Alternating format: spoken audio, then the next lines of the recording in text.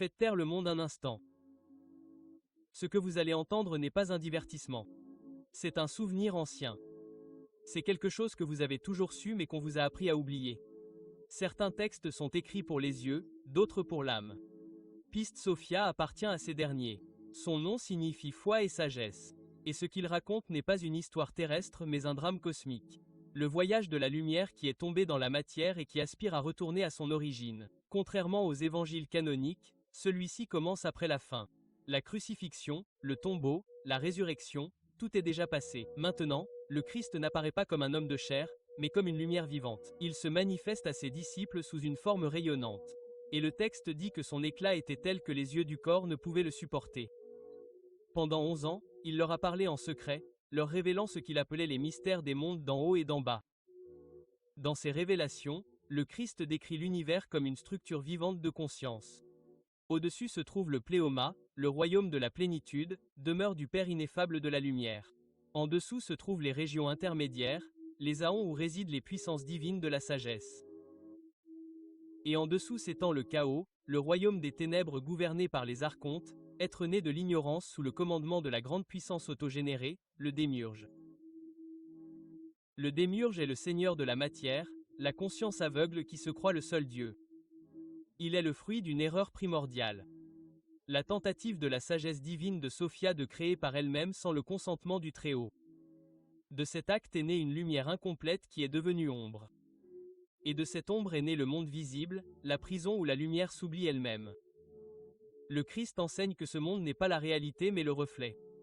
Tout ce que nous percevons est une projection de l'intérieur. Le royaume de Dieu n'est pas en dehors de vous. Il dit, car ce qui est extérieur est l'image de ce qui est intérieur. Celui qui se connaît lui-même connaîtra tout. Pista Sophia ne raconte pas de miracles mais des révélations. C'est une carte spirituelle. Chaque sphère de l'univers correspond à un état de conscience. Chaque archonte représente une prison intérieure, la peur, le désir, la culpabilité, l'orgueil. L'ascension de l'âme n'est pas un voyage dans l'espace mais un retour par la mémoire. L'âme s'élève en se souvenant. Les disciples troublés demandent, « Seigneur, si les puissances dominent les hauteurs et les profondeurs, comment l'homme peut-il être libre ?» Et Jésus répond, « La liberté n'est pas extérieure mais intérieure. L'homme n'est esclave que de ce qu'il ignore. Là réside le cœur de la gnosis. Le mal n'est pas un ennemi de Dieu, mais le résultat de l'oubli. L'enfer n'est pas une punition mais l'inconscience. Le salut n'est pas un pardon extérieur mais une reconnaissance intérieure. Le Christ n'est pas venu fonder la religion mais raviver la mémoire. Il montre les lois qui régissent les portes des sphères gardées par les puissances. Des paroles de lumière que l'âme doit se rappeler pour les traverser. Ces paroles ne sont pas des formules magiques mais des vibrations de conscience. Chaque parole prononcée en vérité dissout un voile d'oubli. Parmi elles toutes, Marie-Madeleine comprend le plus profondément. Elle interroge, interprète, révèle. Le Christ l'appelle la plus pure. Celle qui comprend le tout en elle. Le texte reconnaît le principe féminin de la sagesse. Sophia incarnée dans la chair. Piste Sophia enseigne que l'humanité vit partagée entre la foi et l'ignorance. L'homme porte deux natures, la lumière de l'esprit et le poids de la matière. Tant qu'il cherche vers l'extérieur, il reste sous la domination de l'archonte. Lorsqu'il regarde vers l'intérieur, il touche le plus Roma. C'est pourquoi Jésus dit, « Le royaume ne viendra pas avec des signes visibles, car le royaume est en vous et tout autour de vous. » Le Christ révèle également le destin de l'âme après la mort. Elle doit franchir des portes gardées par des puissances, répondre à des questions cachées et montrer des signes de lumière. Ces épreuves symbolisent la purification intérieure. Les archontes représentent les voiles de l'ego et la connaissance gnosis est la clé qui les ouvre. Tout dans cet évangile est un langage symbolique.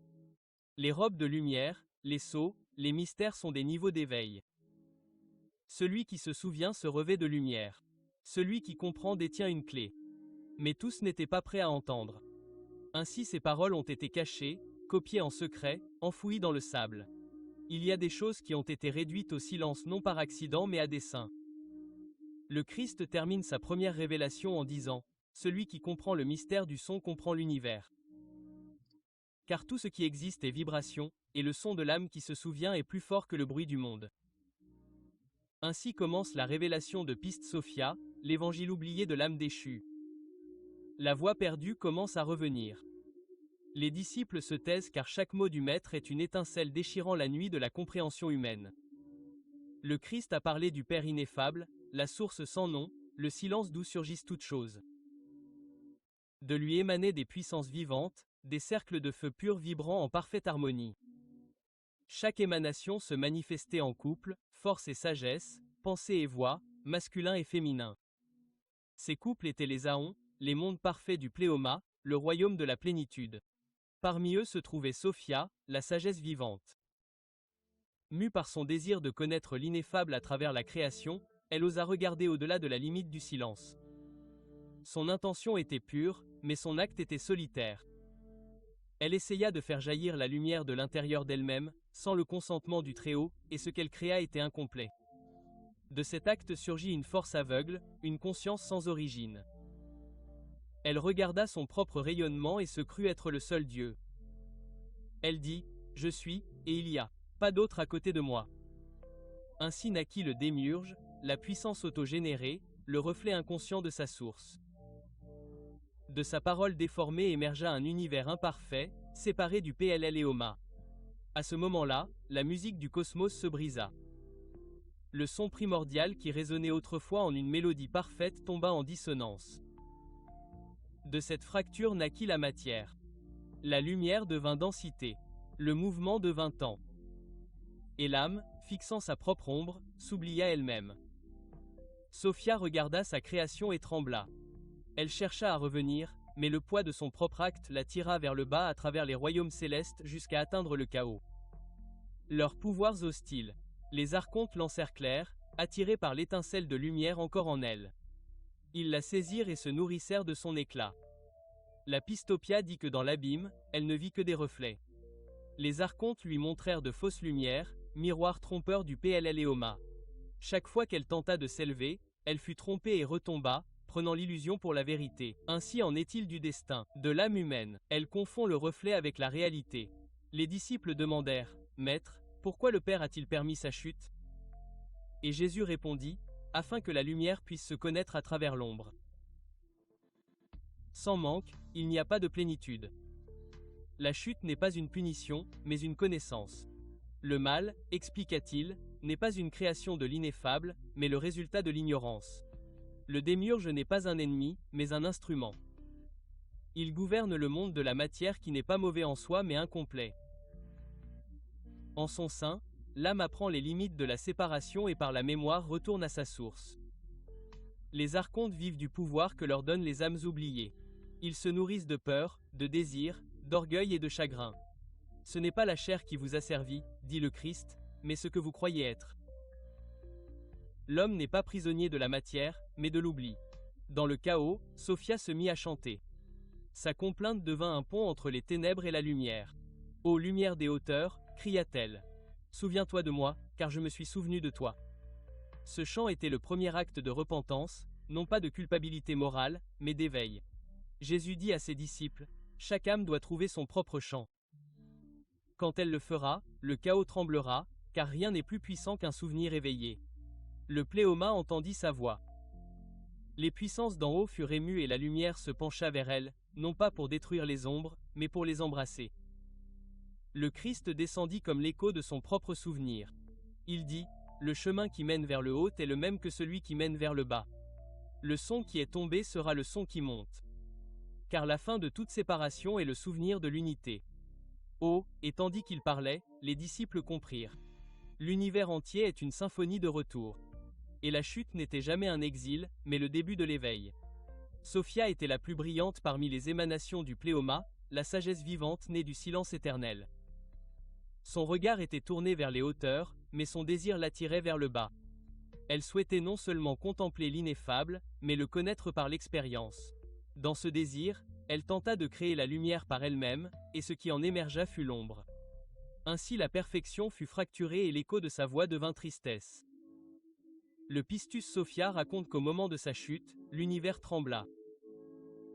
Les Aons d'en haut pleurèrent et du PLE accent aigu OM a sorti un silence plus profond que le son.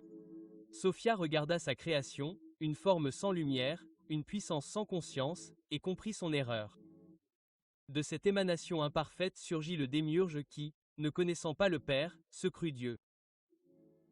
Il déclara, « Il n'y en a pas d'autre que moi. » Et dans son aveuglement, il forma le monde de la matière. Sophia vit ce qu'elle avait fait et fut remplie d'effroi. Elle tenta de remonter, mais les forces du chaos l'attirèrent vers le bas.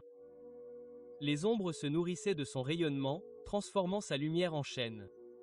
Elle tomba à travers les cieux inférieurs jusqu'à ne plus reconnaître son propre reflet. Le texte décrit comment, dans l'obscurité, Sophia fut trompée par de fausses lumières. Chaque lueur semblait vraie, mais toutes n'étaient que des illusions. Les archontes, seigneurs du chaos, l'entourèrent et dirent, « Nous sommes ton origine. » Et elle les crut un instant. À cet instant, la douleur pénétra le monde. Mais même au plus profond d'elle-même, la mémoire ne pouvait s'éteindre. Sophia commença à se souvenir. Une étincelle de conscience s'éveilla en elle et sa voix s'éleva de l'abîme. Ô lumière qui existait avant tous les commencements, écoute-moi. J'ai oublié ma taille mais pas ton nom. Jésus racontant cela à ses disciples dit, le chant de Sophia est le chant de chaque âme humaine. Vous êtes tous des fragments de sa chute et vous portez tout son souvenir. Le repentir n'est pas un remords. C'est un souvenir. C'est une conscience renaissante dans le cœur. Les disciples demandèrent, « Seigneur, pourquoi la sagesse n'a-t-elle pas été protégée avant sa chute ?» Et le Christ répondit, « Parce que la sagesse doit se connaître elle-même même à travers la séparation. La lumière qui n'a pas touché l'ombre ne connaît pas sa plénitude. » Sophia continua de chanter. Chacun de ses hymnes dissolvait un voile. Sa douleur devint compréhension. Sa peur se transforma en force. La pieuse Sophia dit. Ses larmes devinrent légères et sa voix traversa les mondes. Les archontes tentèrent de la faire taire, mais chaque note affaiblissait leur domination.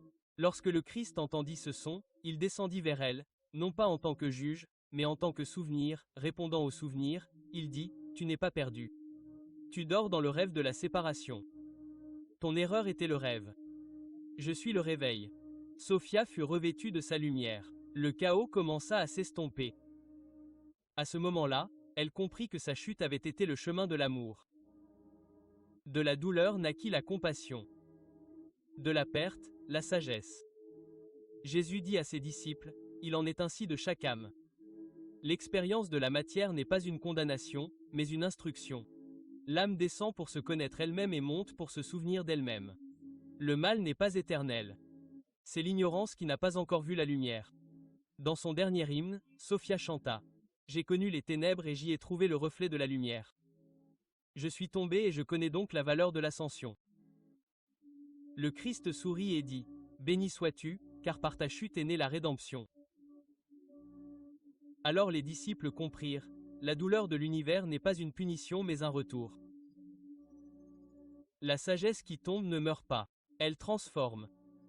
La lumière ne disparaît pas, elle se fragmente pour se connaître elle-même. Et chaque larme, chaque erreur, chaque souvenir fait partie du grand chant du réveil. Sophia s'éleva un peu plus haut. Et derrière elle, le chaos se tut comme un rêve se dissolvant dans l'aube. Dans les profondeurs du chaos, où le temps n'a pas de nom et où les ombres respirent, Sophia continua de chanter. Sa voix faite de larmes et de feu était le seul rayonnement que les ténèbres ne pouvaient consumer. Chaque note de sa complainte tremblait à travers les sphères et même les cieux tremblaient en réponse. Sophia, furieuse, dit que ses hymnes étaient des clés de retour. Chaque mot prononcé en vérité ouvrait une porte dans les régions de l'oubli. Sophia ne demandait pas pardon, elle se souvenait. Ô lumière des hauteurs, chanta-t-elle dans son premier hymne. Toi qui existais avant le commencement, entends ma voix car je me suis souvenu de toi. Son repentir n'était pas une supplication, c'était un éveil. La douleur est devenue une prise de conscience. La nostalgie est devenue une direction. Dans chaque chant, la sagesse s'est rachetée de l'ignorance. Le Christ expliqua à ses disciples, le repentir de Sophia est le modèle du retour de l'âme. Chacun de vous doit chanter son propre hymne, non pas avec sa bouche, mais avec sa vie. Car le son est la preuve de la conscience, et la voix qui se souvient remue les cieux.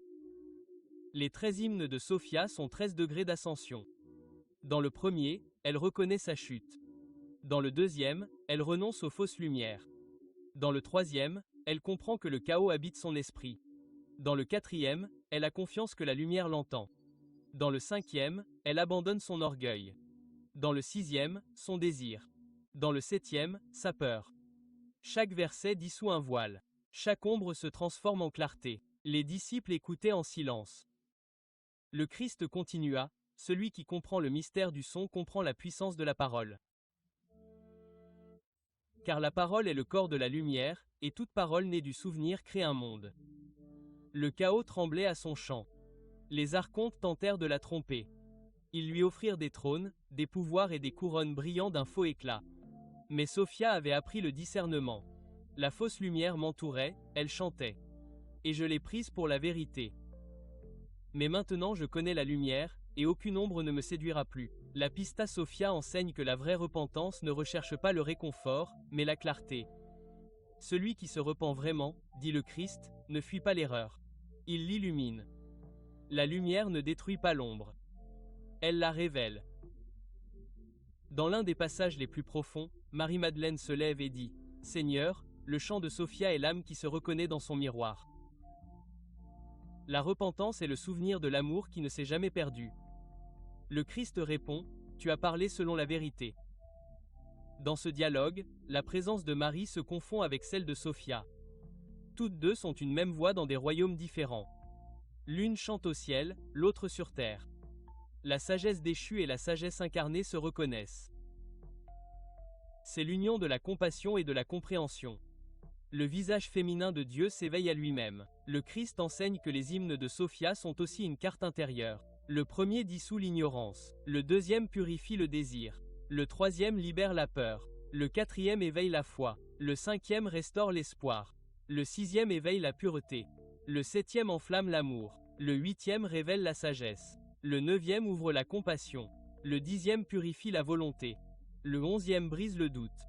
Le douzième apporte l'humilité. Et le 13e le souvenir. Lorsque Sophia chante son dernier hymne, son son se transforme en lumière visible. Le texte dit « Ces larmes sont devenues des fleuves lumineux qui sont montés vers le pléoma, purifiant les cieux inférieurs. » À ce moment-là, la douleur devint puissance. La lamentation devint vibration harmonisant l'univers. Le Christ regarda ses disciples et dit « Il en est de même pour chaque âme. Quand elle comprend sa douleur, elle cesse de souffrir. Quand elle chante, elle commence à se souvenir. » Sophia, désormais revêtue de clarté, dit « J'ai regardé mon ombre, et en elle j'ai trouvé la lumière. J'ai cherché à l'extérieur et j'ai trouvé à l'intérieur. Ma voix est la réponse à mon propre appel. » La piste Sophia révèle qu'à cet instant le Sauveur a étendu sa lumière vers elle. Il n'est pas descendu en tant que juge mais en tant que mémoire. Il n'est pas venu pour punir mais pour rappeler. Dans l'écho de sa voix, la sagesse a trouvé son origine. Les disciples pleurèrent. Ils comprirent que le repentir est le pont entre l'erreur et la vérité. Que la chute n'est que la préparation à l'ascension. Et que chaque souffrance une fois comprise devient un chant. Le Christ dit alors, le son du souvenir voyage à travers les cieux. Quand la voix intérieure chante, l'univers entier écoute. Car l'âme qui se souvient est plus forte que le monde qui oublie, et ainsi l'écho de Sophia est devenu l'hymne caché du cosmos, la mélodie du retour. Le chant de Sophia avait percé les frontières du chaos. Chaque note était une étincelle montant vers le haut, et son écho atteignait le pléoma. Le Christ entendant l'appel descendit dans une émanation de lumière, non pas en conquérant mais en souvenir retournant au souvenir. La Pistopia décrit sa descente comme le mouvement de la lumière vers son reflet, l'étreinte de la plénitude avec sa partie perdue. Le Sauveur s'approcha de la sagesse déchue et l'enveloppa de rayonnement. « Tu n'es pas perdu, dit-il. Tu as seulement oublié. Je suis venu te rappeler d'où tu viens. » Ces mots contiennent le cœur du mystère gnostique. La rédemption n'est pas le pardon, c'est le souvenir. Le Christ ne sauve pas par ordre mais par réveil. Les disciples regardaient en silence. Jésus leur expliqua que la libération de Sophia reflète celle de chaque âme. Chaque esprit doit traverser des régions gouvernées par des archontes, répondant aux épreuves de la connaissance. N'ayez pas peur, dit-il, car les archontes craignent celui qui se souvient. Les archontes ne peuvent pallier ceux qui vibrent dans la conscience. Chacun de leurs les portes s'ouvrent devant la lumière reconnue. Les clés du royaume, dit le Christ, ne sont pas des objets. Ce sont des états d'être. Celui qui se connaît lui-même porte déjà toutes les clés. Le Pistus Sophia décrit les étapes de l'ascension comme des étapes de purification. Dans la première sphère, l'âme libère la peur. Dans la deuxième, le désir. Dans la troisième, la colère. Dans la quatrième, la vanité. Dans la cinquième, le doute. Chaque niveau correspond à une forme d'oubli. Et Sophia, guidée par l'émanation du Christ, monte peu à peu, en chantant à mesure qu'elle s'élève. Les puissances du chaos tentent de l'arrêter, mais sa voix est devenue invincible. Chaque mot qu'elle prononce vibre du son du commencement. Le texte dit « Les ombres se sont dissoutes devant elle, car son chant contenait le nom de la lumière. » Jésus révèle à ses disciples le secret de ce pouvoir. Chaque âme porte en elle un nom qui n'a jamais été prononcé dans le monde. Quand ce nom est rappelé, les portes de l'oubli s'ouvrent. Ce nom est l'essence de l'être, la vibration originelle de la conscience. Il ne peut être appris, mais seulement rappelé. Les disciples demandent « Seigneur, comment connaîtrons-nous notre vrai nom ?» Il répond « Gardez le silence et vous l'entendrez. » Car le son de ce nom résonne au centre de votre cœur, là où le temps n'entre pas. Sophia, se souvenant de son nom, fut revêtue de lumière. La matière qui l'alourdissait autrefois devint clarté. Ce qui était autrefois pesanteur devint vol et le Christ lui dit « Tu as appris la leçon de la chute, même dans l'ombre, la lumière dort. » Alors qu'elle s'élevait, l'univers se réorganisa. Les archontes s'affaiblirent, les sphères retrouvèrent leur rythme et le son primordial recommença à vibrer.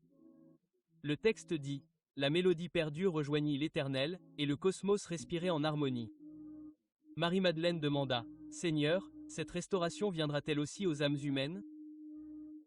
Et il répondit « Tout ce qui émane de l'ineffable retournera à l'ineffable. Aucune étincelle ne se perd. Elle ne fait que dormir jusqu'à ce qu'elle se souvienne. » Le Christ révéla alors la carte invisible de l'ascension. Chaque ciel est un niveau de conscience. Chaque épreuve est une leçon. Les passions ne sont pas des ennemis, elles sont des étapes. Les erreurs ne condamnent pas, elles instruisent. L'enfer n'est pas un lieu, c'est un état. Le ciel n'est pas une destination, c'est une présence. Sophia atteignit la frontière du chaos. De là, elle vit le rayonnement du pléôme. La lumière l'appela par son nom et elle répondit par son dernier chant. J'ai connu les ténèbres et c'est pourquoi j'aime la lumière. Je suis tombé et c'est pourquoi je comprends la fuite. Le Christ prit sa main lumineuse et dit, « Ton ascension sera le chemin de tous. Car en te souvenant de toi-même, tu t'es souvenu d'eux. » À cet instant, l'âme de Sophia s'unit à son reflet divin et l'univers tout entier vibra à son retour. La Pistophia révèle que cette union n'est pas une fin mais un commencement.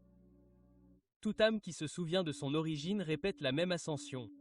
Le Christ a dit, « Le royaume s'étend chaque fois qu'un être se souvient. » Le son d'un seul peut rétablir l'équilibre des mondes. Les disciples ont compris que le salut n'est pas un don accordé mais une science intérieure. Il ne s'agit pas d'attendre le Christ extérieur mais d'éveiller le Christ intérieur. Et Jésus ajouta, « Celui qui me cherche à l'extérieur ne me trouvera pas. Celui qui me cherche à l'intérieur m'a déjà trouvé. » Sophia se dissout dans la lumière. Le chaos gisait derrière elle, silencieux et immobile. Le Christ ressuscite avec elle, et les régions inférieures retrouvent leur ordre. Le son primordial palpite à nouveau à travers toute chose, et du silence de l'ineffable sort une voix. Ce qui est tombé sera relevé, et ce qui a été divisé sera rétabli. La carte du retour avait été tracée. La lumière s'était souvenue de son chemin vers la maison. Parmi ceux qui ont entendu les révélations du Christ, une présence s'est montrée différemment, une lumière calme et brûlante. Marie, appelée Madeleine. Dans la paix à Sophia, elle n'est pas dépeinte comme une disciple, mais comme une interprète. Elle écoute, questionne et dévoile. Sa compréhension ne vient pas de l'instruction, mais du souvenir. En elle, la sagesse céleste devient humaine. Sophia prend chair. Quand les disciples hésitent, Marie parle. Quand les autres restent silencieux, elle s'enquiert. Ces paroles ne sont pas de la curiosité, elles sont une invocation. Chaque question qu'elle pose ouvre une porte de lumière. Le Christ la regarde et dit « Heureuse es-tu, car tu as tout compris. » Ainsi le texte révèle le principe féminin sacré de la connaissance, le pouvoir de la perception directe non entachée de peur. Pierre troublé demande « Seigneur, pourquoi parle-t-elle devant nous ?» Et Jésus répond « Parce que son cœur est pur et son esprit proche de la lumière. » Par cela, l'Évangile restaure ce qui était perdu, la voix féminine qui reflète le divin. Marie-Madeleine représente le visage intuitif de la conscience, le cœur qui perçoit avant que l'esprit n'explique. Tandis que d'autres cherchent des signes dans les cieux, elle les reconnaît à l'intérieur. Quand le Christ parle de la chute de Sophia, Marie dit « Seigneur, la sagesse qui est descendue dans le chaos est comme l'âme qui rêve. » Elle ne s'oublie que pour se réveiller dans le souvenir. Le Christ répond « Tu as parlé selon la vérité. » Leur dialogue est la rencontre du reflet et de la lumière. Lui est le souvenir qui descend. Elle est la mémoire qui monte. Ensemble, ils forment le couple éternel, l'union divine du masculin et du féminin, de la parole et du silence, de l'esprit et de la matière. Dans la Pistopia, le Christ s'adresse à Marie plus qu'à tout autre disciple. Leur échange n'est pas une hiérarchie mais une harmonie. Il ne lui parle pas, il parle à travers elle. Elle est la voix de la Sophia intérieure, l'écho humain de la sagesse déchue restaurée. Le Christ lui dit « Tu es l'image de la Sophia qui s'est relevée du chaos. Par toi, le caché parlera à nouveau. » Et Marie répond « S'il en est ainsi, Seigneur, alors chaque âme humaine est une Sophia endormie. » Il répond « Oui, et chaque réveil est son retour. » Les disciples écoutent dans un silence respectueux. Ils comprennent qu'à travers Marie, l'équilibre du ciel se reflète sur la terre. La sagesse qui était tombée parmi les étoiles se tient maintenant parmi eux sous forme humaine. Le Christ dit que l'âme qui unit la connaissance à la compassion devient le temple de la lumière. Lorsque le féminin se souvient de sa sagesse, le monde sera restauré. La Pistopia le dit clairement. Le sacré ne naît pas de la domination mais de l'union. La connaissance sans amour est aveuglement. L'amour sans connaissance est faiblesse. En Marie, les deux sont complets. Le texte raconte qu'elle s'est agenouillée devant le Christ et qu'il l'a élevé en disant « Ne te prosterne pas devant moi, car ce qui est en haut et ce qui est en bas ne font qu'un. » La lumière n'exige pas la soumission. Elle cherche la réflexion. Les disciples demandent « Seigneur, qu'est-ce donc que la foi ?» Le Christ répond « La foi est la première étincelle du souvenir. La sagesse en est la flamme. » Marie possède l'une et l'autre, car elle croit et comprend. Ainsi, par elle, le féminin et le masculin se réunissent. L'esprit et le corps, le ciel et la terre, la lumière et l'ombre trouvent leur équilibre.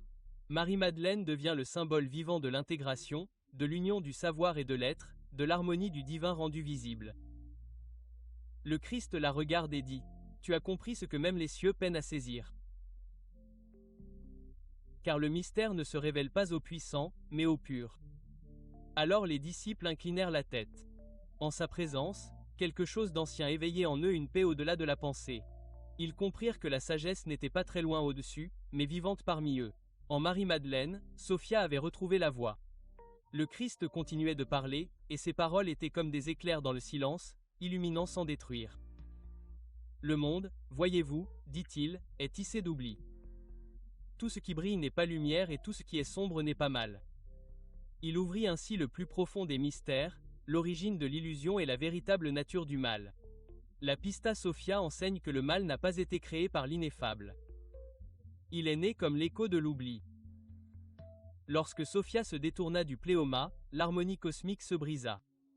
La musique sacrée des sphères fut fracturée et sa dissonance se solidifia en matière. De cette distorsion émergea le démiurge, le dieu aveugle qui se croyait seul. Dans son arrogance, il façonna un univers à partir de sa propre ombre, prenant le reflet pour la création. Sous lui se meuvent les archontes, puissance de l'ignorance et gardiens du sommeil de l'âme. Ils maintiennent l'humanité prisonnière de la roue de la naissance et de la mort, se nourrissant de l'énergie des esprits non éveillés. La peur, le désir, la vanité et la culpabilité sont leur nourriture. Lorsque vous oubliez qui vous êtes, le Christ a dit, les archontes boivent de votre force. Mais il révéla aussi, le mal n'a pas de substance propre. C'est une déviation, une vibration en désaccord avec la lumière. Ne combattez pas les ténèbres, dit le Christ, car ce à quoi vous résistez, vous le fortifiez. Souvenez-vous, et il se dissout. Le monde visible est un labyrinthe construit d'illusions. Tout plaisir et toute douleur. Toute ambition et toute peur peuvent conduire soit au souvenir, soit au sommeil. La matière n'est pas l'ennemi de l'esprit, elle est son miroir. Le corps n'est pas une prison mais la salle de classe de la lumière. Marie-Madeleine demanda, « Seigneur, si tout ce monde est illusion, devons-nous le fuir ?» Le Christ répondit, « Non, la fuite est encore une forme de servitude. Marchez dans le monde, mais ne le devenez pas. La lumière doit traverser l'ombre pour se révéler. » Le Maître expliqua que la plus grande tromperie du mal est de porter le masque de la sainteté. Les archontes parlent au nom des dieux. Il dit qu'ils promettent le salut par la peur et lient l'âme avec les chaînes de la foi. Ce qu'ils appellent la croyance est souvent une cage. La pieuse Sophia prévient que l'ignorance se déguise souvent en autorité. Les structures qui prétendent protéger le sacré peuvent au contraire l'emprisonner. Le véritable temple, a dit le Christ, n'est pas de pierre, mais de conscience. L'autel n'est pas construit de main, mais de souvenirs. Les disciples tremblaient. « Seigneur, demandèrent-ils, si les archontes gouvernent toutes les choses visibles, où trouverons-nous refuge ?» Et il répondit, « Dans le silence. » Le silence est le seul royaume dans lequel ils ne peuvent entrer, car il appartient à l'ineffable. Lorsque vous demeurez dans le silence, vous êtes hors de leur portée. Le silence n'est pas le vide. C'est une présence sans distraction. En lui, l'âme entend la vibration de son propre commencement. Le mal ne peut supporter le souvenir. Le Christ a dit, « Quand une seule âme se souvient, les faux dieux s'affaiblissent. » Sophia a découvert cette vérité dans sa chute. Lorsqu'elle a cessé de résister aux ténèbres et a commencé à écouter, elle a entendu sa propre voix oubliée en elle. À ce moment-là, elle a réalisé que même les ombres aspirent à retourner à la lumière. Votre ennemi, dit le Christ, n'est pas l'obscurité, mais votre ignorance d'être lumière. Le mal n'est donc pas éternel. C'est le sommeil de la conscience, une distance momentanée entre la création et sa source. L'ombre, dit le Christ, n'est que la connaissance dont on ne se souvient pas encore. Les disciples demandèrent, « Le monde lui-même est-il donc un mensonge ?» Et Jésus répondit, « Le monde est un miroir. Ce que vous voyez à l'extérieur, c'est ce que vous avez oublié à l'intérieur. La tromperie n'est pas dans le reflet, mais dans les yeux qui dorment. » Il leur montra une vision. Ils virent les éons briller au-dessus, les mondes entre eux et en dessous d'eux, le vaste chaos animé d'étincelles non éveillées. Chacun était une âme humaine liée par ses propres croyances, ses propres peurs et ses propres désirs. Le Christ leva la main et dit, « Ce sont les prisons de l'âme. La connaissance est la clé qui les ouvre. » Pierre demanda, « Seigneur, le mal sera-t-il détruit ?» Le Christ répondit, « Il ne sera pas détruit. Il sera transfiguré. Les ténèbres retourneront à la lumière une fois qu'elles se souviendront de leur but. Rien n'est perdu. Tout est rappelé. » Alors Sophia, s'élevant vers le Pléôme, chanta, « Bénie soit la nuit, car elle m'a appris à aimer l'aurore. Bénie soit ma chute, car elle m'a montré comment me relever. » Le Christ dit à ses disciples, « Celui qui comprend le mystère du mal comprend aussi le mystère du bien, car les deux sont des voiles de la même lumière. Quand les voiles tombent, il ne reste que l'unité, et le monde devient silencieux, comme si toute la création s'était arrêtée pour se souvenir. Le silence se répandit parmi les disciples comme le silence avant la création. Après avoir révélé le mystère du mal et la tromperie du monde, les yeux du Christ brillèrent d'un feu tranquille. Il dit, « Vous avez vu ce qui maintient l'âme endormie. Écoutez et je vous dirai ce qui la réveille. Le salut n'est pas accordé. Il est rappelé. Dans Piste Sophia, la rédemption n'est pas une récompense mais un retour. Elle n'est pas accordée par un Dieu d'en haut mais éveillée par le Dieu intérieur. Le Père ne condamne pas le rêveur, dit le Christ. Il murmure le nom qu'il appelle à la maison. La lumière ne juge pas les ténèbres, elle les illumine. » Sophia, désormais élevée au-delà des régions du chaos, avait atteint le seuil du Pléôme. Le texte dit, « Les portes des Aons s'ouvrirent devant elle, et les puissances de la lumière la reçurent avec des hymnes. » Celle qui était tombée dans les profondeurs était désormais rétablie. Sa blessure s'était transformée en sagesse, son désir en paix. Le Christ lui dit, « Je ne te pardonne pas, car il n'y a pas eu de péché, seulement l'oubli. Je me souviens de toi, car tu t'étais oublié. Ta tristesse est devenue ton chemin vers la maison. » À ce moment-là, tous les cieux résonnèrent d'harmonie.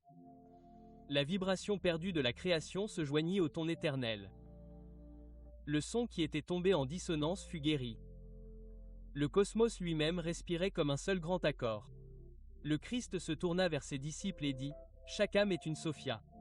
Chacune est descendue dans la matière pour apprendre le souvenir. Aucune étincelle ne se perd jamais. Quand quelqu'un se souvient, l'univers se souvient avec lui.